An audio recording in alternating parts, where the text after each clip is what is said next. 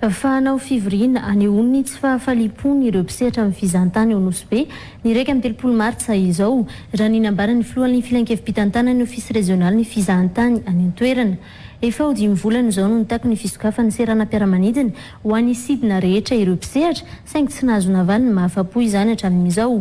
Tsy fisokafana ny famerana ny sidina ho sahan'ny kompania mpitaterana iray any an-toerana. Ny verenana amin'ny fahazoana mpizahatany mandidina ny irahetsy toy ny teo aloha ny tokony masoana raha nambaran'izy ireo. Ny Siprian'izay. Herinandro roa sisa dia hisokatra ny fotoam-pitsidihana na ny saison touristique. Ity ny fotoana fitsidihana fahatelo very ho an'ireo mpisehatra eo amin'ny fizahantany any Nosbe raha tsy misokatra tanteraka ho an'ny sidina rehetra ny seranam-piaramanidina any an-toerana ho ny filohan'ny filan-kevim-pitantana ny ofisy rezionaly ny fizahantany any an-toerana. Mariana fananambara ny fisokafan'ny sistany ny fanjakana ho izy fa tsy fisokafan'ny sistany ny famerana ho iray ny kompania mpitaterana afaka misera ao Nosbe. Etsy andaniny mbola saina miakatra fitaliana sy fihibohan'ireo mpandeha. C'est vrai qu'ils ont dit qu'il y avait une réouverture, mais c'est pas une réouverture quand on donne l'autorisation seulement à une compagnie aérienne et pas aux autres.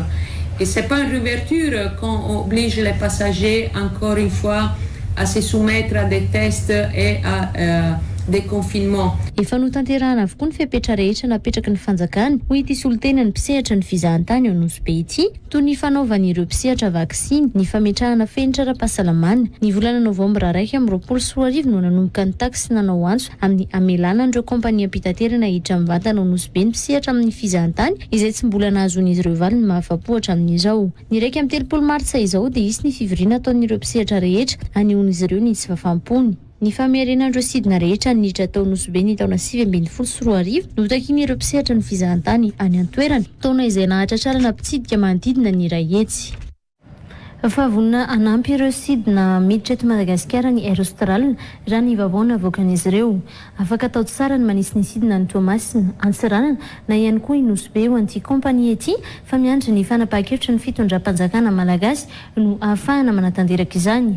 Amin'izao dia mbola sidina 2 isan-kerinandro mampifandray a Nosy La Réunion araka ny voafaritra ny naoty navoakan'ireo ministera nitambatra ny 5 martsa lasa teo no mbola tanterahany Air Austral. Ny Air Austral izay mbola an'ny kompania mpitaterana afaka miditra eto Madagasikara taorian'ny fanokafana manontolo ny sistany.